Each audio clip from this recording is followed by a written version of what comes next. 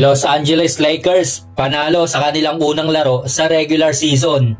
At kasabay nito, LeBron at Bronny James gumawa ng kasaysayan sa NBA.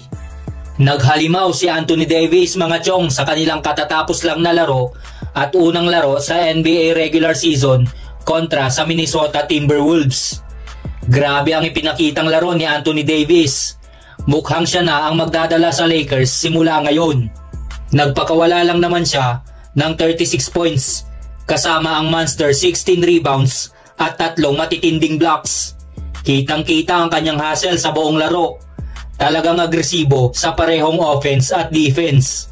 Halos hindi makagawa ng sagot ang Timberwolves sa napakadominating performance na ito ni AD. At sinupalpal pa niya ng harap-harapan si Rudy Gobert. Si LeBron James naman sa kanyang 22nd season sa NBA ay umiscore ng 16 points, may 5 rebounds at 4 assists. Kahit hindi explosive ang scoring niya ngayon, napaka-epektibo pa rin ng kanyang laro sa pag-set up ng plays at pagiging playmaker sa court. Talagang hindi pa talaga kumukupas si Lolo Bron. Si Austin Reeves naman, consistent sa buong laro. Nakapag-ambag siya ng solid 12 points at halos naka-double-double na may 9 rebounds. Dagdag pa dyan ang 4 assists na nagpaikot ng bola para sa Lakers. Sobrang importante ng mga hustle plays niya, lalo na sa crunch time. Nakapag-ambag din ng solid 18 points si Rui Hachimura. Napakaganda ng mga execution niya sa offense at talagang ramdam mo ang kanyang presence sa paint at sa perimeter. At kasabay nito, gumawa naman ng NBA history ang magamang LeBron at Bronny James bilang unang father and son duo na naglaro sa isang NBA regular season game. Merong isang magandang setup sana si LeBron para kay Bronny James. Sumablay nga lang yung tira mga chong.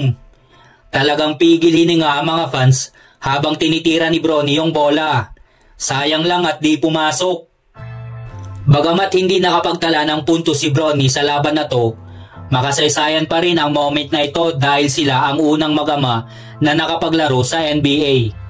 Emotional at hindi malilimutang sandali ito, hindi lang para sa mga fans, kundi para sa buong mundo ng basketball. Isipin mo yun, naglalaro ka sa tabi ng tatay mo sa pinakamalaking basketball stage. Hindi madali ang makagawa ng ganitong milestone. Isa itong patunay sa longevity at dedication ni LeBron sa laro, na umabot na hanggang sa makasama niya ang kanyang anak. Talagang nakakataba ng puso ang ganitong mga sandali para sa isang ama.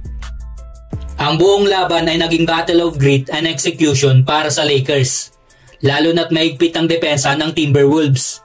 Pero dahil sa leadership ni LeBron, scoring ni Davis at mga hustle plays ni Austin Reeves at Rui Hachimura, napanatili ng Lakers ang kanilang kalamangan hanggang sa dulo. Nagtapos ang laro sa score na 110-103. Isang historical na laro para sa NBA.